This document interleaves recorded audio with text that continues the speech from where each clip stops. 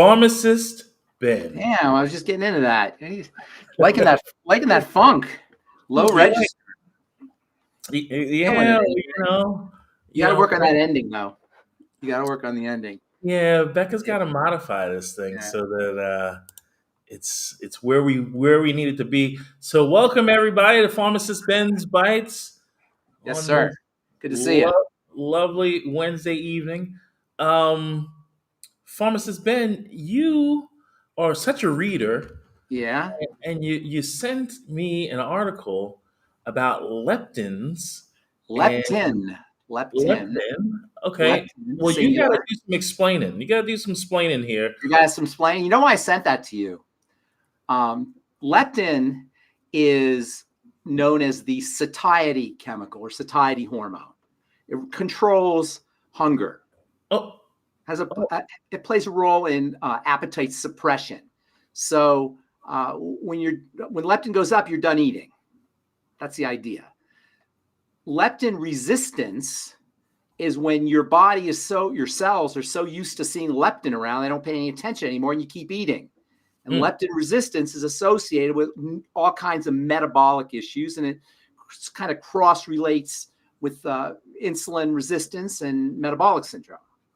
The reason I thought that article was important is because it associated Alzheimer's disease, or dementia, not Alzheimer's, but dementia. I think it was probably Alzheimer's, actually. And by the way, there's Alzheimer's is just one kind of dementia. There's different types of dementia. They're all basically the same. So the reason I thought this article was interesting is because it associated leptin, satiety, with cognitive protection as you get older. In other words, the more sensitized your leptin is, the less you're dealing with resistance to leptin, we'll talk about that in a second, the better your brain will be preserved. Specifically, they even use the word preservation of white matter they talk about in the brain, which makes sense because I've been saying this for years, and I will continue to say it, and anybody who understands anything about biochemistry will say this. The less you eat, the longer you live. The less you'll eat, the healthier you'll be. The less you eat, the better your brain function. The less you eat, everything is better. But we have created a culture where eating has become fetishized. It's like a fetish to eat. It's like a fad to eat. Food channels and restaurants and cooking and DIY and all these different devices for your kitchen. And it's just a thing we do because it doesn't require a lot of thought. Now, once you get into it, there's creativity that's involved, but eating doesn't require a lot of thought. Everybody eats. You know what I'm saying? To put the brakes on eating, that requires thought. So eating is like the lowest hanging fruit for pleasure. If you don't have a good life, you can eat. If you're depressed, you can still eat. If you're sick, you can still eat. If your husband or wife just left you, you can still eat. Your dog died, you can still eat. Eating is something we can all do and we can all get pleasure from, and it's very easy to do, but there's a price to be paid. And this phenomena of killing ourselves with comfort shows up in many ways. We kill ourselves with our sedentary lifestyle. We kill ourselves with our hedonistic drugs and alcohol and smoking cigarettes. We kill ourselves with our fork, with our food, with our desires to eat. These are all aspects of life that are very recent. Remember, we talked about the clock. I think I was talking to you about the clock. I was talking to somebody about the clock. For all of human evolution is a clock. We're at like 1 minute to 12. And at 1 minute to 12, all of a sudden we got all this comfort. Whereas the entire 23 hours and 59 minutes previous to that, life was about surviving. So our bodies are geared to survive. They're designed to survive. They get better when they're stressed. That's part of being designed to survive. They get worse when they're comfortable, which is kind of hard to deal with because we all like to be comfortable, right? But the ironic thing is, if you push yourself past your comfort zone, while it hurts at first, it feels good when you're done. Because the body has mechanisms for making you want to fast, or making you want to exercise, or making you want to go out and hunt for food, or making you want to get out of your problematic situation, whether it's starvation, or whether it's the weather, or whether it's wild animals. Whatever our historical threats were, the body has created a system where you might not want to do it at first, but once you do it, you're going to love it. So Once you might not want to go to the gym, you can relate to this. You might not want to go to the gym, but when you're done, you feel great, right? You might not want to fast, but when you're doing it or when you're in the middle of it, you feel great, right? You might not want to do a project with your brain, write a book or finish a paper or do whatever it is, but when you're done, you feel great.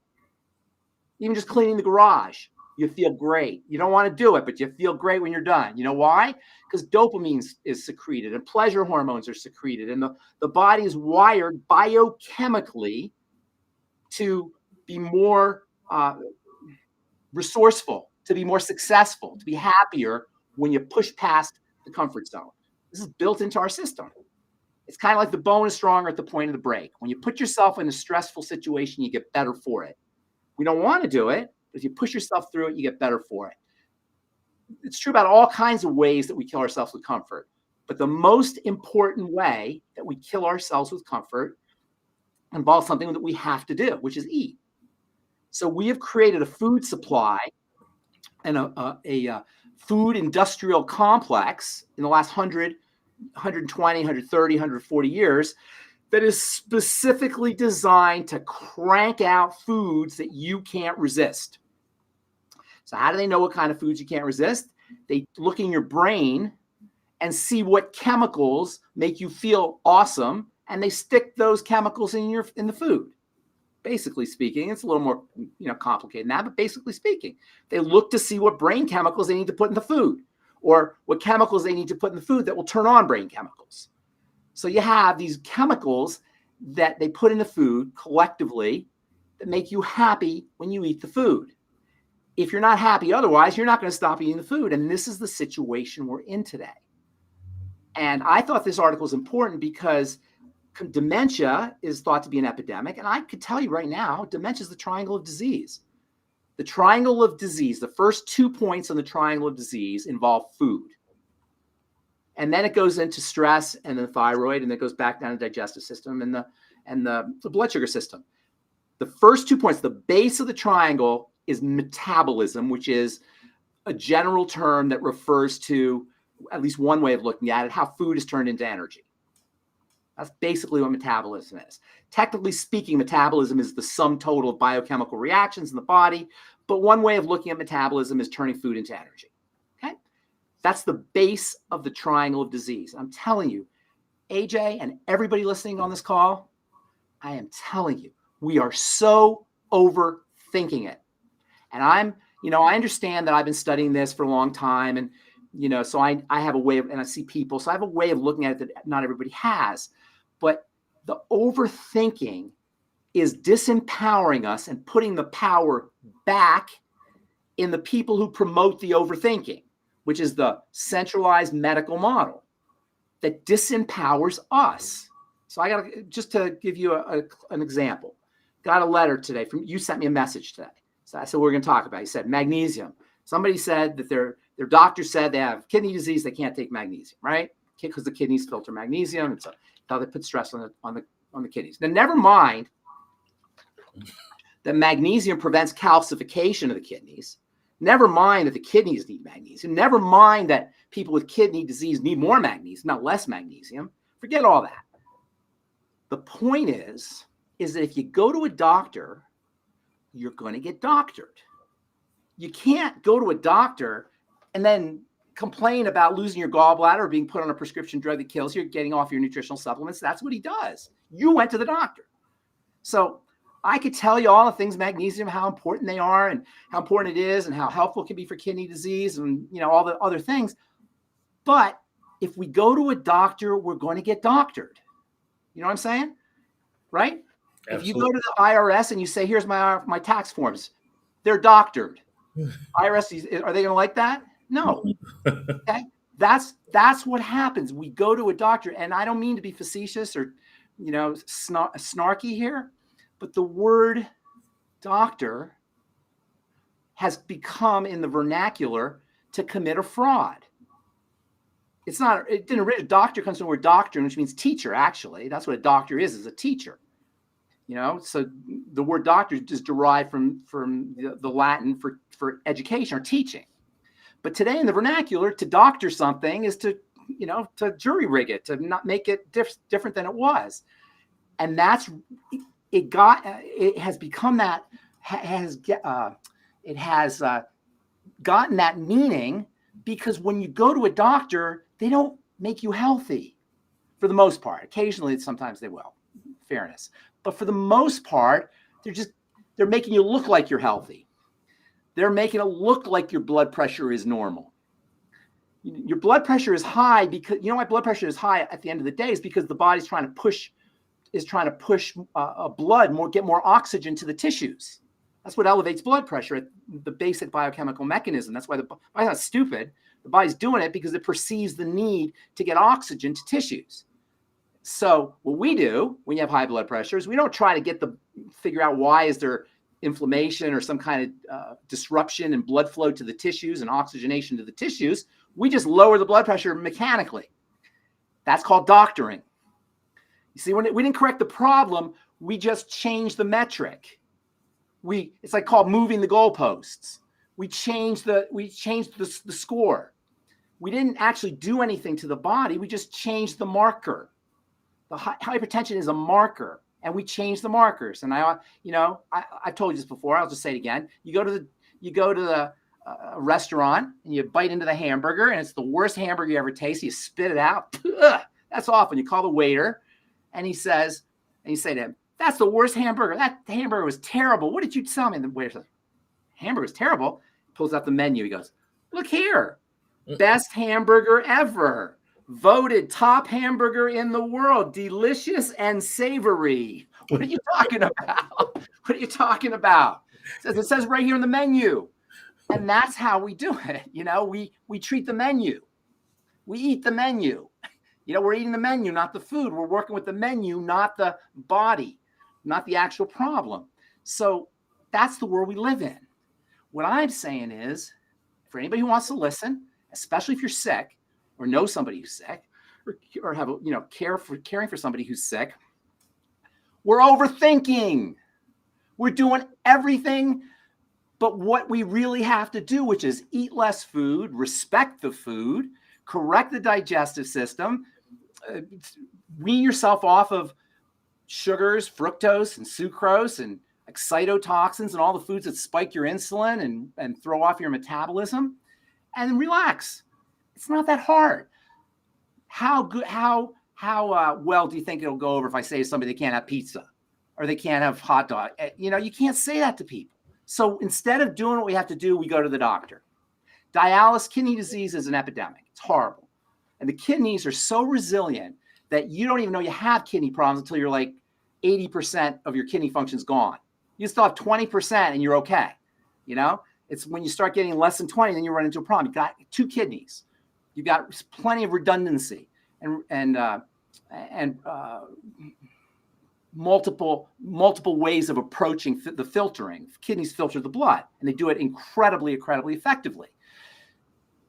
If you have kidney disease, that represents a major, not a minor, a major disruption in the metabolism, specifically in how food is turned into energy, specifically digestion and blood sugar.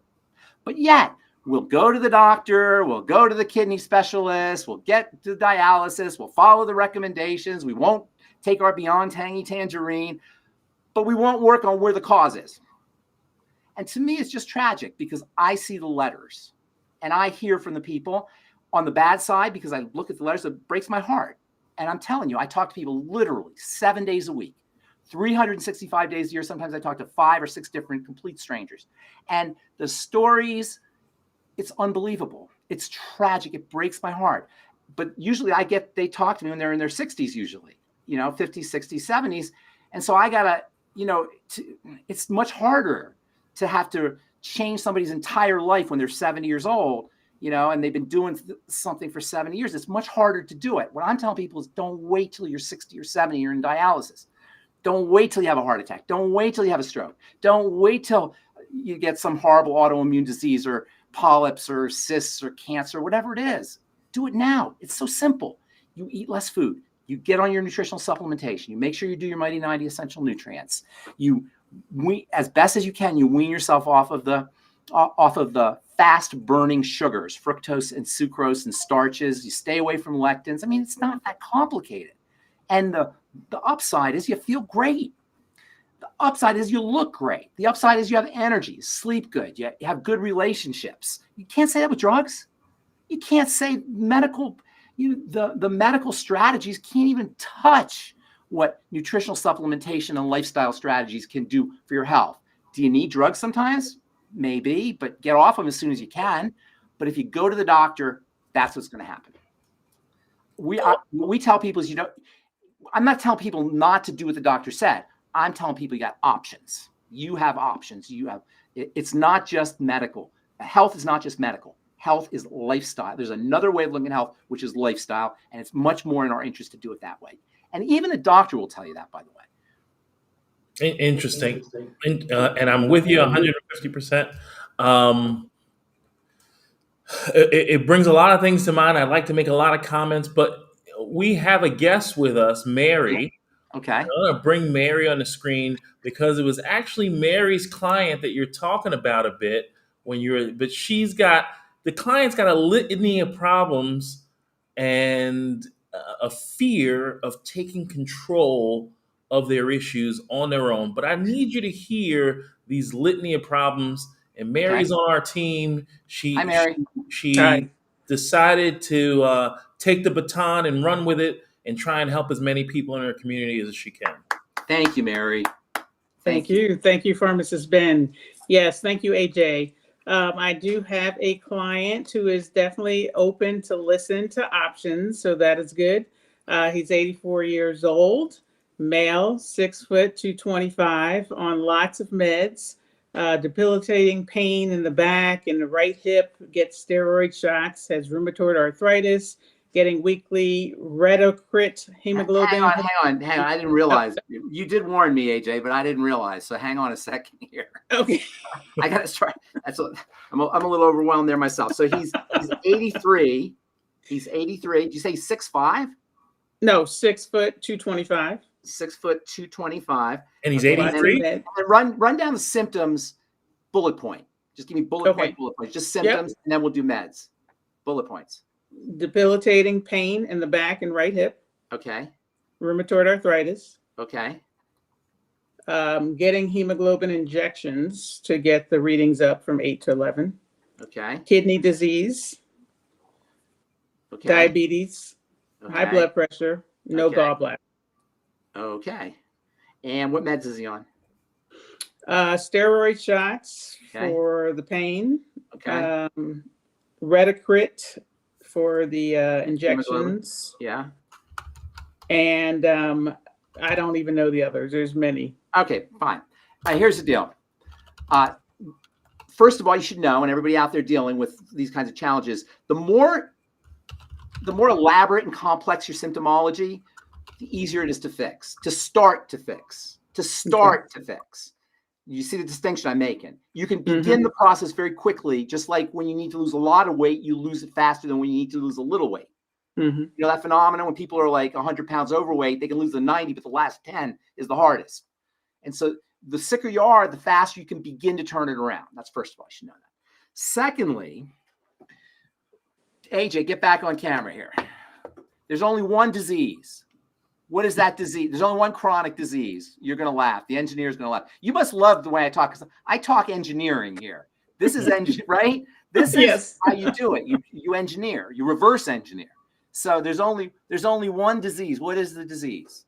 My body's falling apart. My body's falling apart disease. So with this guy, he's got pain, so he's going to go to a chiropractor. He's got RA, he's going to go to an immunologist. He's got a blood problem, he's going to go to a cardiovascular guy. He's got a kidney problem, he's going to go to a kidney doctor. He's got a high blood pressure, maybe the cardiovascular guy can do that too. He's got a digestive issue, no gallbladder, he's going to go to a GI guy. You don't need all that. It's all the same thing. This is a guy he's 83, okay? So he's had 83 years of doing the wrong thing. Not his fault. He's a normal person. He's not reading, he's not coming to longevity. He's just a normal guy. It's not his fault. But we have to be clear-eyed about what he's doing. He's had 83 years of doing the wrong thing. And now, and it probably didn't start today, it probably has been going on for 15 or 20 or 30 years, so it's been accumulating.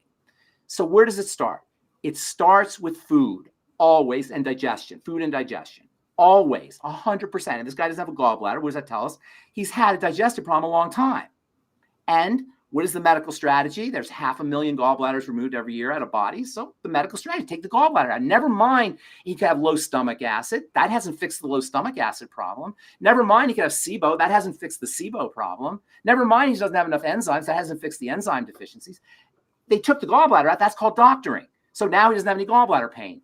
But he still has achlorhydria and SIBO and leaky gut and all the other things that cause the gallbladder problem. But nobody fixed it. So now the second thing that happens once your digestive system is tweaked, once the intestine is tweaked, you got toxicity going into the blood. Okay? From that point, everything, you're off to the races. From that point, you're off to the races. The next thing is metabolic issues. And by the way, the gallbladder, you can tell this to, he should tell this to his doctor or whoever took the gallbladder out. The gallbladder is a major player in blood sugar control. Major. Bile is part of the blood sugar system, which makes sense when you think about it because it's all about energy. And when bile's being secreted, food is in the system and there's energy going on. So bile regulates blood sugar. It's not the only thing. It's one of the things that regulates blood sugar. Without a gallbladder, you're heading off to down the dysglycemic waterfall, the messed up blood sugar waterfall. So just working on the food alone can make a huge difference. I'd be doing a food diary. I would be eliminating problem foods. I'd be doing the entire digestive workup. I would assume at this point, SIBO. You can ask him. You can talk to him. Do you have gas and bloating? I'm sure he has all these things. So, right? Okay. So diarrhea, probably has loose stools and, he's not absorbing his nutrients, all that. How are you going to get better? Not only the toxemia, the toxicity in the blood, but when the intestine is disturbed, you don't absorb your nutrients. When you don't have a gallbladder, you don't absorb your fatty nutrients. This is a guy, it's really, when you think about all the things that are going wrong, it's amazing that we're even still here and he's 83 years old. This is a testimony to the life force that he's 83 years old and he can go through all this. 83, okay? He's got some chi. You know what I'm saying? He's got some energy, man. He's got some life force going. So imagine what'll happen when you can correct his digestive issues, which he's had for 83 years. He has no idea, this gentleman, that every time he has corn, he bloats. He's probably eating corn all day long. He doesn't even know. I'm just picking on corn. It could be anything or, whatever. And there's the whole histamine connection and mast cells. And that's the chronic pain. You can change his life. Tell him to fast. And anybody listening here, this is why fasting is so important, because when you fast, that stream of toxicity that's getting into the blood stops. So for the first time, sometimes in years, you've got some relief. Can you imagine if the stream is constant? You never have relief. All of a sudden the stream stops, you get relief. What that does is not only great for the body and it cleans everything out and it's good, it resets the insulin and the leptin and all that. It shows him, it shows the patient the relationship between something he does 3 times a day or even more probably for 83 years and his symptoms. Do you know what an epiphany that is? Mm-hmm. That to the average person, you guys have heard me talking about this for years now, so it's not as impactful, but to the average person, when they hear this, or they not hear it, but they realize it, they experience it. I stopped eating and my pain, I got less pain. That is an epiphany. That is an aha experience like no other. Now he's going to say, oh my gosh, there's a connection here. And immediately you've created a distance between him and the medical model in the sense that now he realizes I can do something. I have some control. Yes, I have some control here. I have some power here. That's huger than huge. Mm-hmm. To the average person who doesn't know this, it's like, oh my God, my body is just falling apart. I have nothing. What's going on here? I have no control. Aside from the fact that it hurts and there's life-threatening and it's scary and all of that, the worst part of it is you just don't know. This way, you see a connection. It's so powerful. It's so, so powerful. Now, I want everybody to listen, not to wait till you're 83 for you to experience it. Experience it now. Experience the power of your decisions and your lifestyle choices and the impact it's having on what you think is just this inevitable deterioration of the body. It's not. We have some control over this. And so for him, and Rebecca just wrote a book on this, on metabolic syndrome. Rebecca, autoimmunity, cardiovascular issues, kidney problems, high blood pressure, pain, chronic pain, degenerative pain. Did you not mention every single one of those in your book on metabolic syndrome? Right? Every one of them. Everyone. So, triangle of disease. How long have we been talking about the triangle of disease? There's no holes in this model. It's perfect. I've refined it to the fine-tune it to the sharpest edges. It is a perfect model. Digestion, blood sugar, and if you want to do everything, you do the third point. But lately, I've just not even saying that because it just complicates it. Okay? Get them on food diary, healthy blood sugar to give you products. We have a product called I-26. Mm-hmm. And almost, have you used it? You know what I'm talking about? Yes. Okay. I don't know, Rebecca and AJ, have you been hearing about the I-26 like I have? I'm telling you, this thing is amazing because of what it does to the bacteria in the intestine. I know you don't like the chewables because it's got sugar, but I can't stay away from them.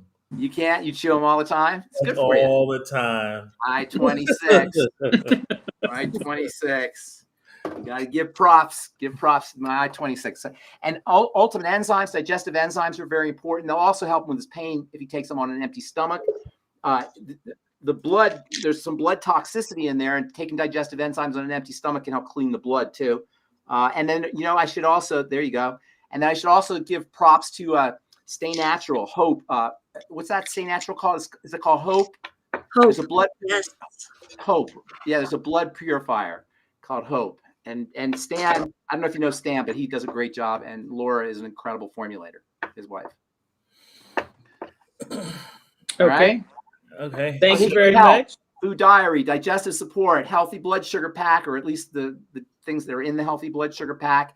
Fucoid Z does double duty, great for the intestine, also great for blood sugar and helps purify the blood. Ultimate selenium, that goes without saying, you probably know about that for that's involved in blood sugar. It's involved in how insulin performs. MSM sulfur, if you want to throw everything in there. I don't like when people start a program. I don't like throwing everything but the kitchen sink at them. But you want to see some. You want to see some benefits and have him come to you and say, Some ultimate daily classic. Of course, the Healthy Start Pack. Everything is built around the Healthy Start Pack. You know that. That's the core. Okay. All right. Thank you so much. If I need some help, I'll thank you. give you a text. Thank you. All right, Becca. Get back to the background. No, just so Rhonda Mason is asking, do you think removing the gallbladder can lead to pancreatic cancer? Cancer is the end result of a major metabolic disturbance. So anything can cause cancer. You don't want to use that term. The term causes cancer is a misunderstanding of cancer. Cancer is a coping mechanism. Cancer is the end result of cells that have their back up against the wall. They don't know what else to do.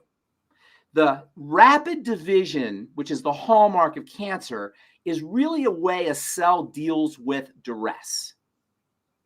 By growing really fast and not having a lot of working parts inside of it, it doesn't really need a lot of complexity. A cancer cell is not a very complex cell. It's a sociopathic cell. It's like a thug cell. But what makes it a sociopath or a thug? Just like what makes a person a sociopath or a thug? Abuse. People aren't born thugs. They're not born sociopathic for the most part. Sociopathy and thuggery occur when you abuse somebody, right? A cell is the same thing. For a cell to become a liver, for a cell to become a liver cell, so that it can be part of the liver. It's a sacrificial act.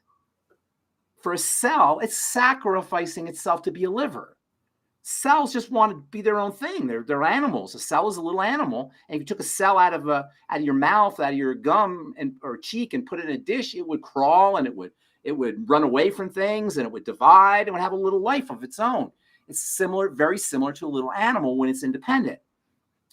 But what human cells do, or multicellular organisms, not just humans, multicellular organisms have done, or what multicellularity does is it creates organisms, but in order to do that, it has to give up of its independence to become organs. An organism has organs, has to become a liver, so it gives up of itself to be a liver, a heart, a bone, a skin, a kidney, whatever. A cancer cell is a cell that said, really? You're going to starve me and you're going to suffocate me and you're going to make me swim in my own poison and you think I'm going to become a liver? Well, screw you, buddy. I'm just going to go out and I'm going to divide. And I'm not going to be a liver. I'm just going to divide and divide. I'm going to take nutrients. You've been abusing me for so long. This is my go-to alternative. Now, in fairness, this happens very rarely. When a cell is starved or suffocated or toxic, it dies typically. But every once in a while, and compared to all the cells in our bodies and all the cells in everybody's body, it happens so rarely, hardly ever compared to the cells. Compared to people, it's like 1 out of 2 persons is going to get cancer in the year 2024.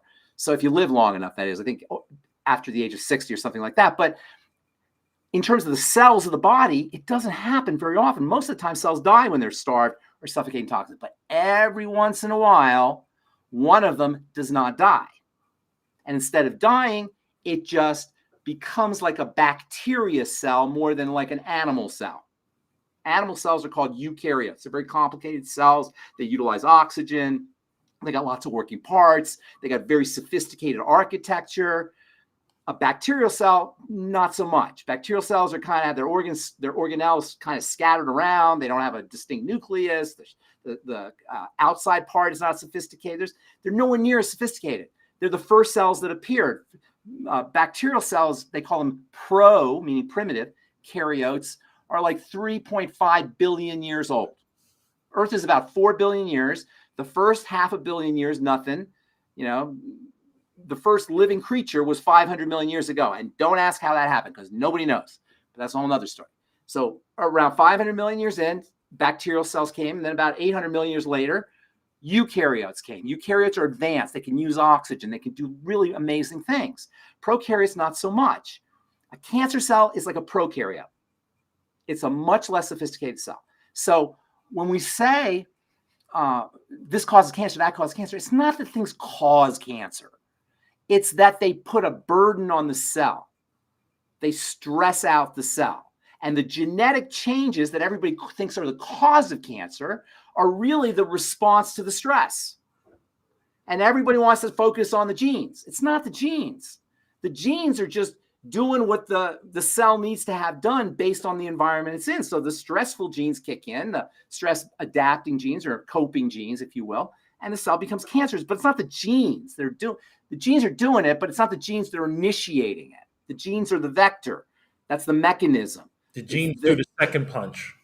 Not really. Maybe you could put it that way. Well, when two people have a fight, the principal catches the kid that threw the second punch, not the kid that threw the first punch. All right, fair enough. That's good. I like that. I can work with that. Yeah. So if you see what I'm saying, it's the duress. So to get to the question, does having gallbladder removed cause cancer? No, it doesn't cause cancer. Not everybody who has a gallbladder removed is going to get. If it caused cancer, then every time you had a gallbladder removed, you get pancreatic cancer. That doesn't happen. But the gallbladder removal will put duress on the cells of the pancreas or other cells too. So it's the duress that's caused by the gallbladder removal, and the fact that the gallbladder is removed tells us there's already duress in the body. And the gallbladder removal doesn't change that. Removing the gallbladder does not change the duress, whether it's starvation, suffocation, intoxication. Those are the 3 major duresses. You haven't changed that. You follow? Yes, sir. You've taken the gallbladder out. And, I don't have any gallbladder pain. Yes, you've been doctored. Right? So Yeah. I don't have, I'm good. I don't have, well, yes, but you're still going to suffer from other health challenges secondary to the problem that caused the gallbladder that was never corrected.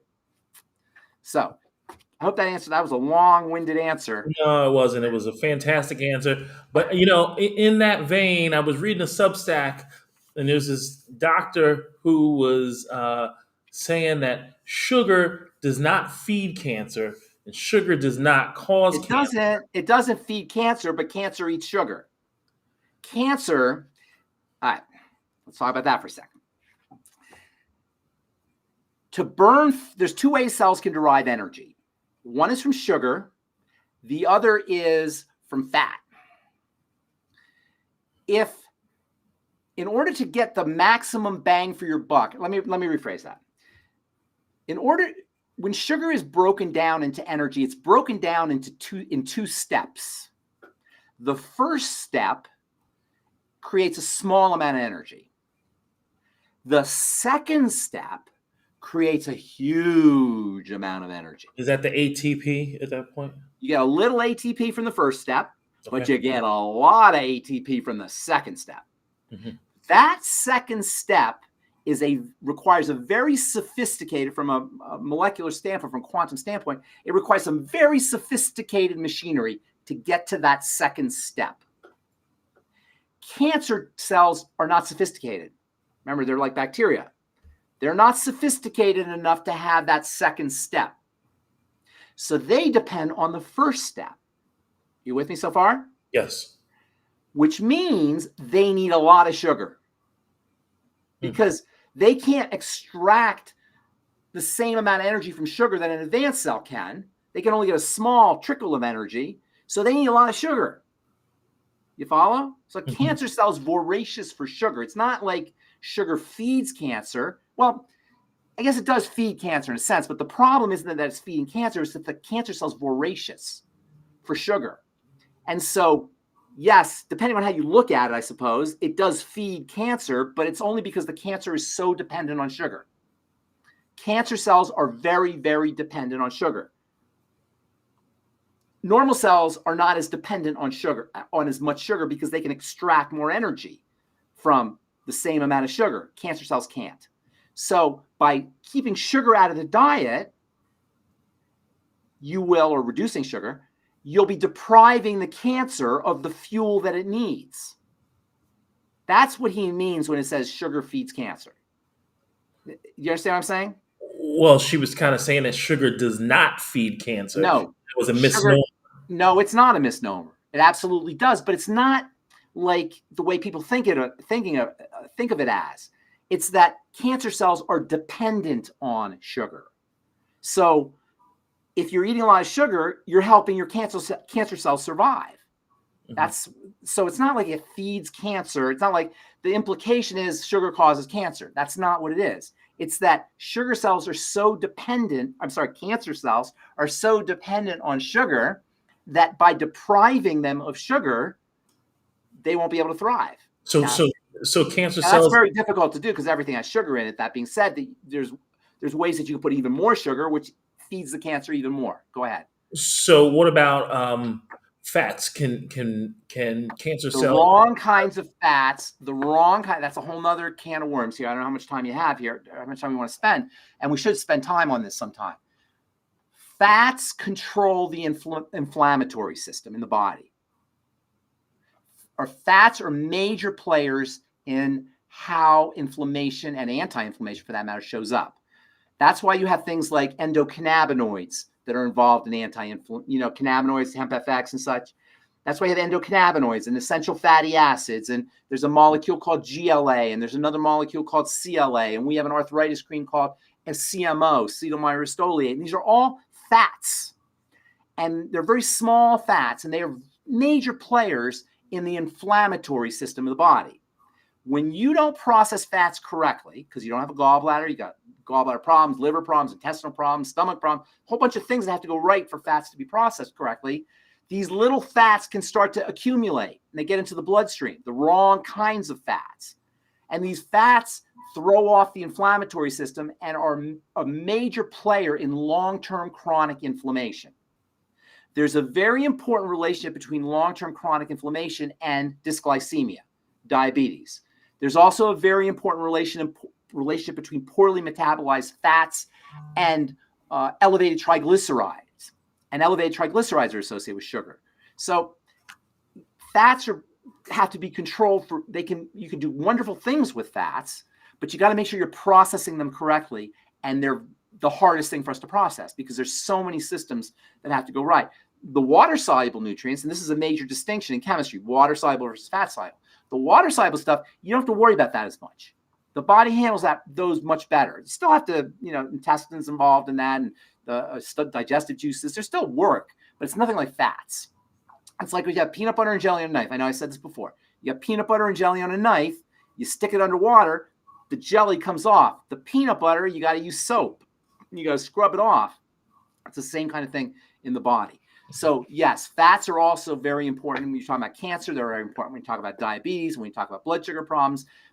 Understanding how to process fats, respecting fats. I can't say that even more firmly. Respecting fats.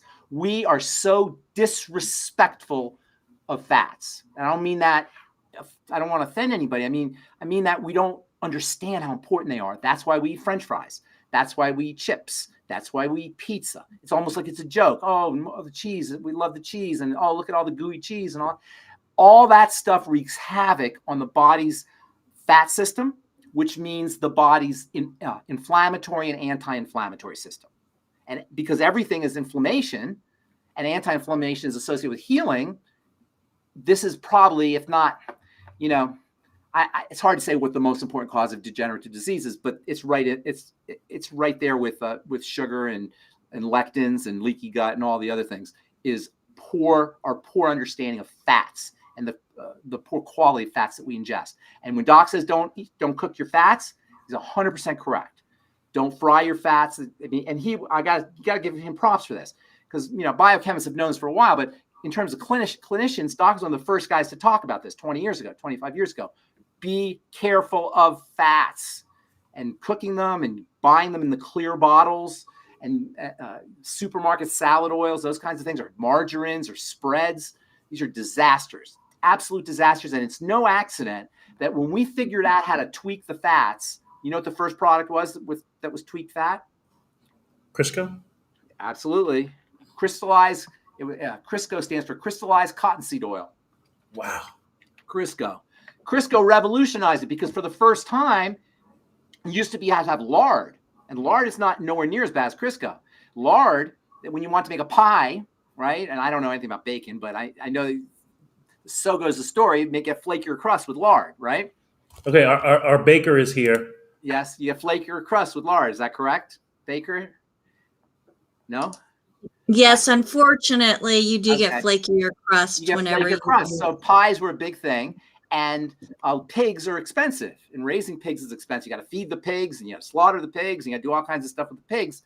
So when they figured out, if we can take oil, cottonseed oil, which is dirt cheap because cotton's everywhere, and we can run it through a catalyst. They figured out this thing called catalysis in the Industrial Revolution, late 1800s, and we can run it through this catalyst.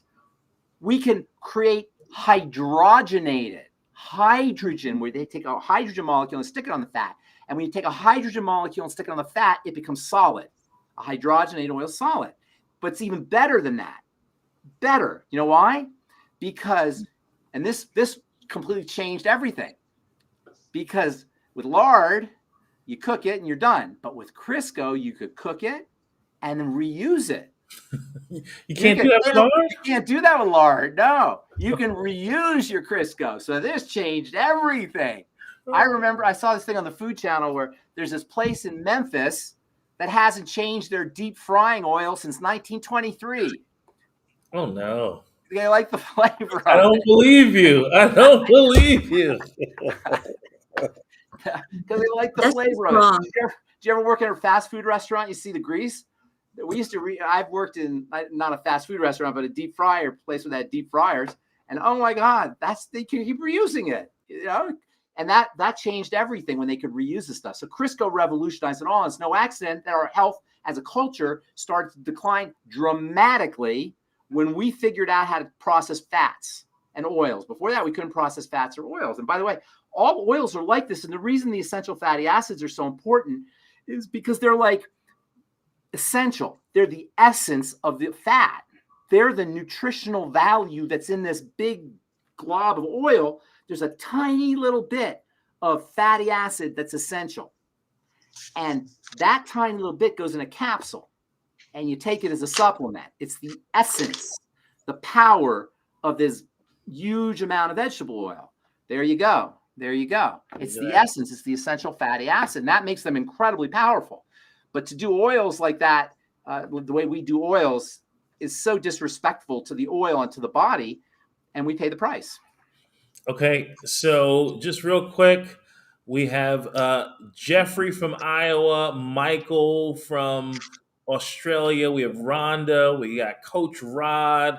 We got Ruth Yeah, a Ellen. bunch of We folks. got Big Bruce, who's on the Daily with Doc show with us. And in the evening, we got a lot of folks, Barbara, Coach Barbara, and Charlene, our friend from Memphis, or excuse me, from Minneapolis.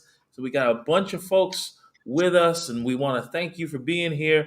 My next question, Becca, you might want to close your ears. There was a woman on Daily with Doc on Monday. Her name, tell us her name, Becca. What was her name? Love? Adrian Gold. Adrian Gold. Do you know Oh, Adrian I know Gold? Adrian. I love Adrian. Okay, so Adrian Gold was selling us a bill of goods about this pollen burst stuff. No, don't say that about my friend. Okay, so wait a second. She's telling us.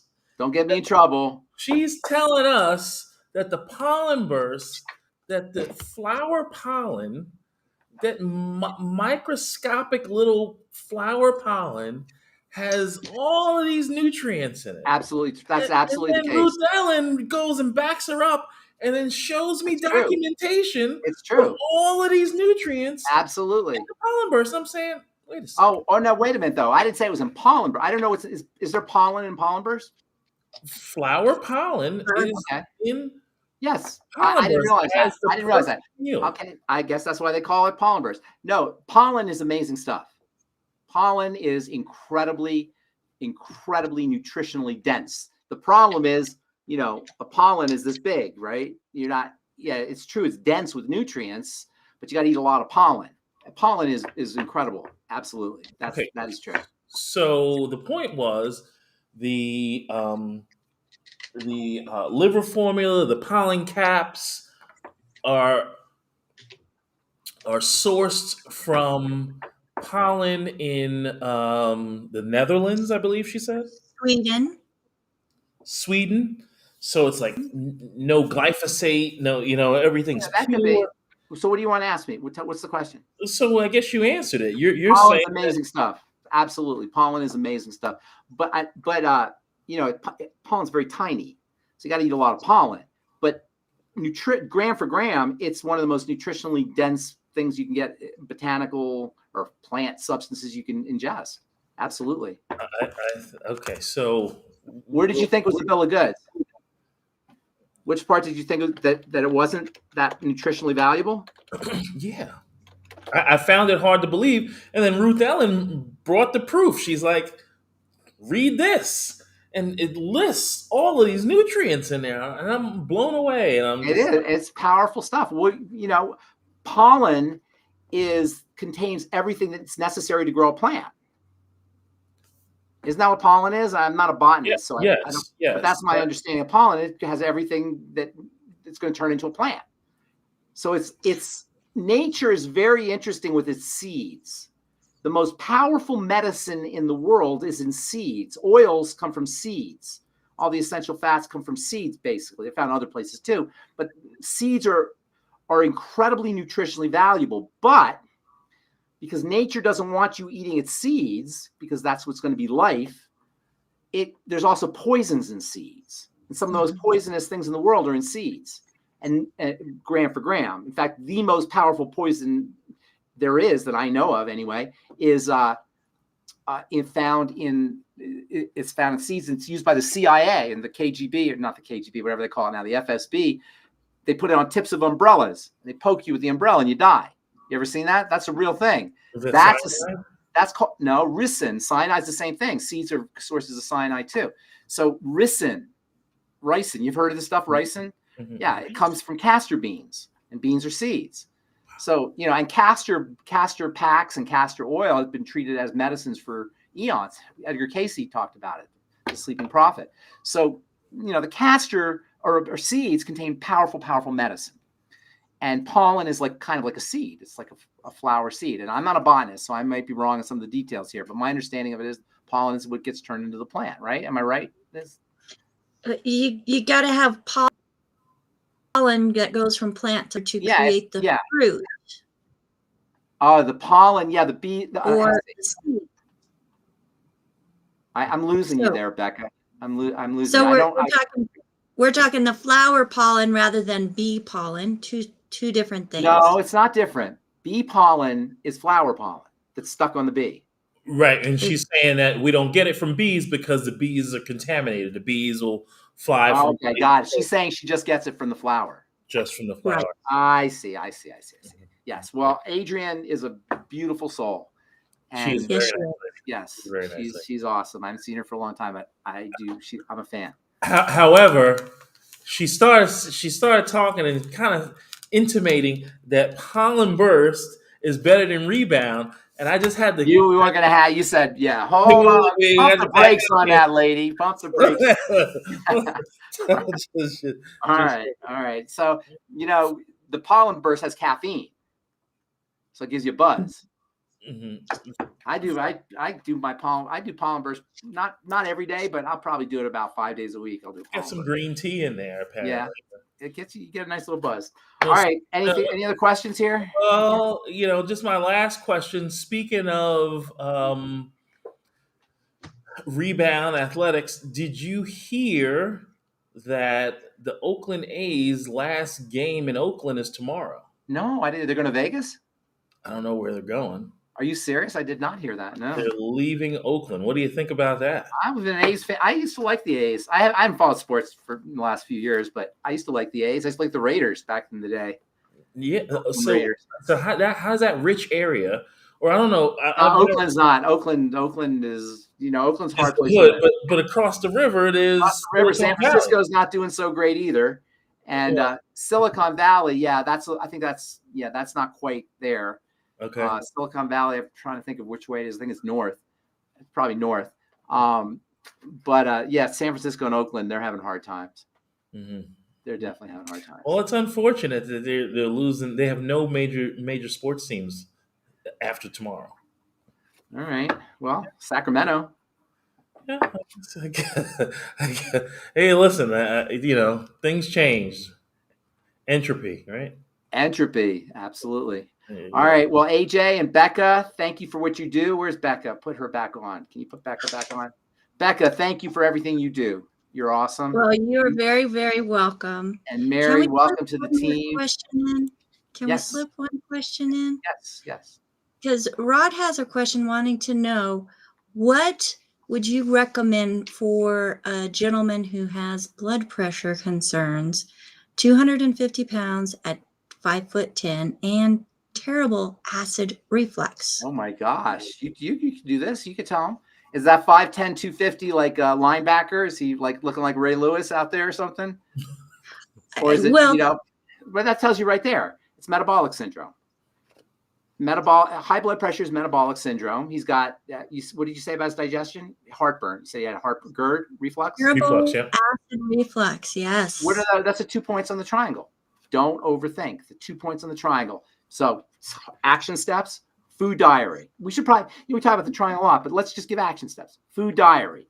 See what foods are causing the heartburn. He definitely bloats. He's got constipation, maybe loose stools somewhere in there. He's got digestive pain. Start to check the connection between the foods and the digestive symptoms. Then you're going to eliminate foods. It's called the food diary and the elimination diet.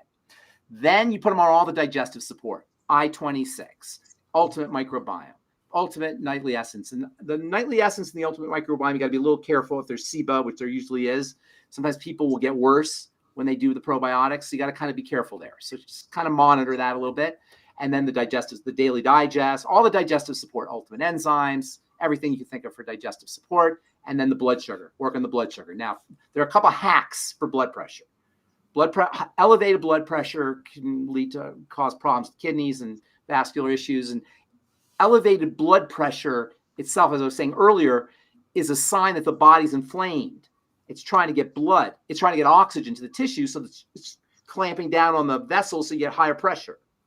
When we open the pressure with beta blockers, we counteract this mechanism. Now the body doesn't get the blood to the tissues. So there's ways that you can hack into the blood pressure, but if he has underlying inflammatory issues, they're not going to be totally successful because the body wants to have the pressure high. But that being said, warm baths.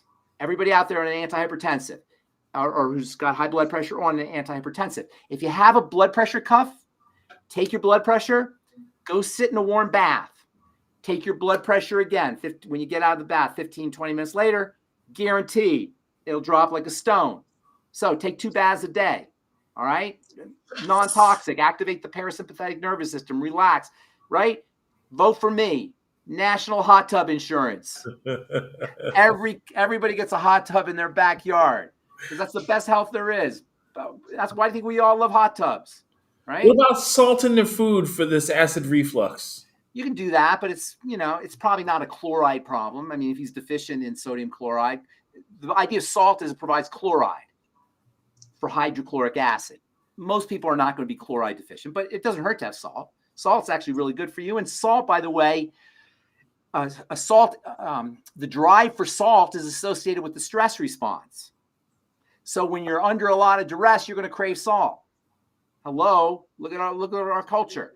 You want to hack into your salt cravings, or you want you can't resist salty foods. A lot of people can't resist salty foods. Get a teaspoon of salt, Celtic sea salt, Himalayan salt. Put it in a glass of water. Sip on it first thing in the morning. The first sip of your salt water is going to be like the best beverage you ever had in your life, because for most people, because you're deficient in salt and you're under a lot of stress. Second sip, not so much. Third sip, fourth sip, not so much, and then you're done. And then you don't even want salt anymore. So salt is incredibly valuable, incredibly important. Whether it's going to take care of his GERD, I don't know if that's the case. But the point is, what you're saying is that when you have low stomach acid, sometimes reflux occurs as the sphincter becomes loose and the stomach starts to vibrate. But most cases of GERD are not only achlorhydria, they're SIBO, and they're gases that are coming in from the intestine. So the I-26, yes, all of that. Yes. Gotcha. And then there was one thing the high blood pressure, the hack. The baths are good. Also oxygen. Remember, this is an oxygen problem, really, hypertension. So slow, deep breathing, slow, deep rhythmic breathing. And it's very important. If you breathe incorrectly, you can make things worse. So you want to make sure you're breathing correctly, focusing on the exhale. The exhale is where everything relaxes. So those are 2 quick blood pressure lowering hacks that you could use. Exercise will help in the long run. And then there's incredible nutrients, antihypertensive nutrients you could use. But I'd be treating him like he was a diabetic and like he had a GI issue. Well, and this individual is not built like a linebacker. You're absolutely correct with metabolic syndrome. With you treat them like a diabetic. The food truly does make a difference. Food, and I know, and it's touchy. It's very touchy.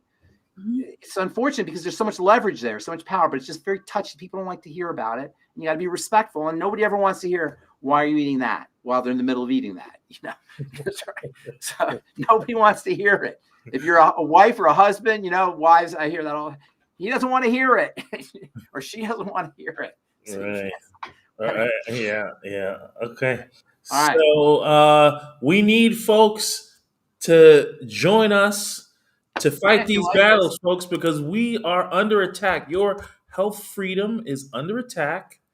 And whether you believe it or not, I read it every day in these Substacks. I mean, Ben, you gotta see. It's funny because I'm the pharmacist. You'll have to come to me to get your supplements.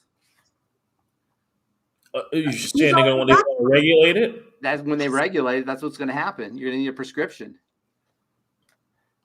But then who's going to prescribe it? Well, yeah, that's a good point. I don't know. Yeah, I can't prescribe it. No one's going to prescribe.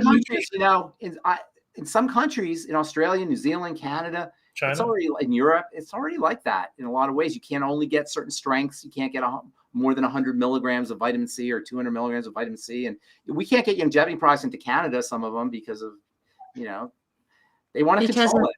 They want to control it. Look, it's the world. It's always the institution versus the individual.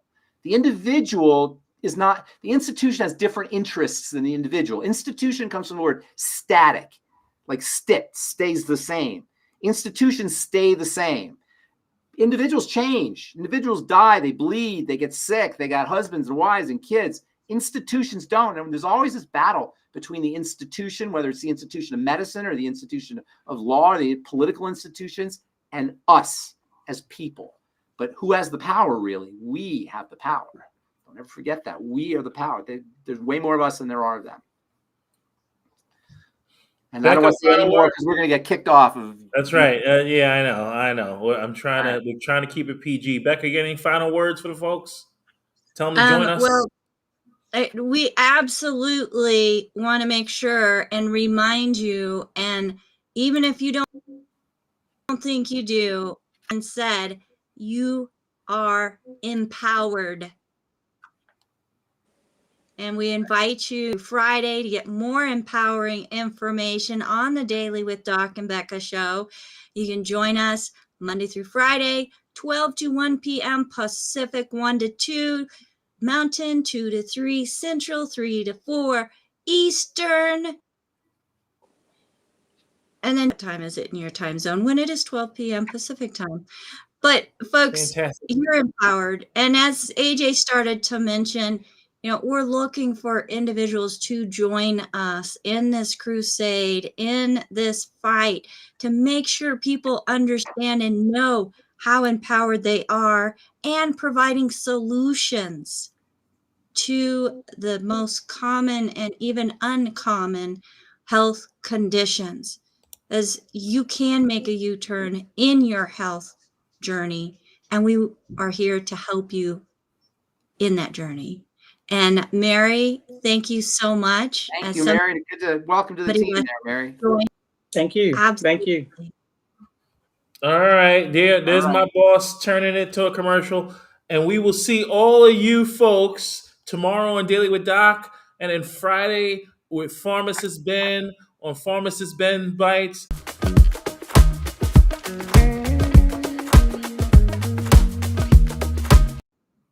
All right, folks. Oh, did he leave? He left us. He left. He left. He left.